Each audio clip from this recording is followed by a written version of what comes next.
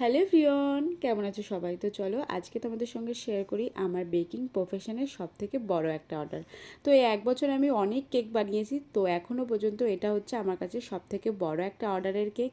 তো সকলের কাছে রিকোয়েস্ট, ভিডিওটা পুরোটা দেখো, আশা করি তোমাদের কেকের ডিজাইনটা খুবই ভালো লাগবে। তো এটা ছিল 3 টায়ারের একটা কেক। তো 3টে লেয়ার আমি সুন্দর করে ক্রিম কোটিং করে 3 থেকে 4 ঘন্টার জন্য ফ্রিজে সেট করে নিয়েছি। এবার হচ্ছে ফাইনাল কোটিং। তো দুটো ছিল হোয়াইট কালার, আর মিডিলের যেটা হবে সেটা ছিল একদম বেবি পিঙ্ক কালার।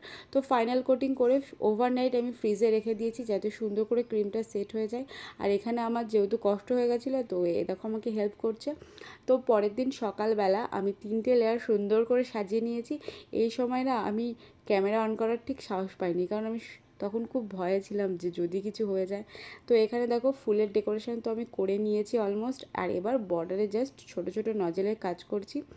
তো আশা করি তোমাদের কাছে খুবই ভালো লাগবে কেকের ডিজাইনটা। আর এখানে আমার মুখের এক্সপ্রেশন দেখে নিশ্চয়ই তোমরা বুঝেই গেছো কেকের ওয়েটটা ঠিক কতটা ছিল। তো তোমাদের তো বলতেই ভুলে গেছি এটা কত পাউন্ডের কেক ছিল।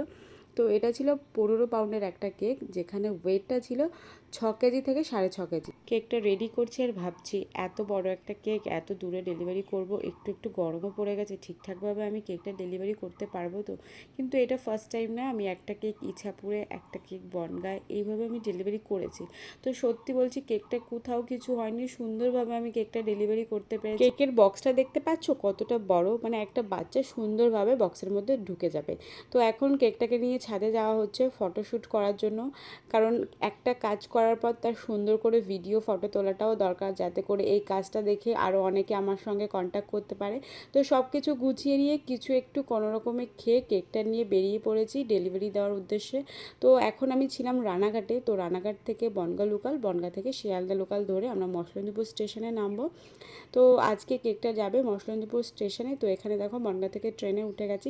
তো কেকটা যখন ডেলিভারি করি ওই সময় আর কোনো ভিডিও তোলা হয়নি, লাস্টে আসার সময় মনে পড়েছিল একটা ফটো তোলার, তো একটা ফটোও তুলে নিয়েছি। তো চলো এবার তোমাদের সঙ্গে কেকের ফাইনাল লুকটা শেয়ার করলাম। তো তোমাদের কাছে কেকের লুকটা কেমন লাগলো অবশ্যই কিন্তু কমেন্ট করে জানিও।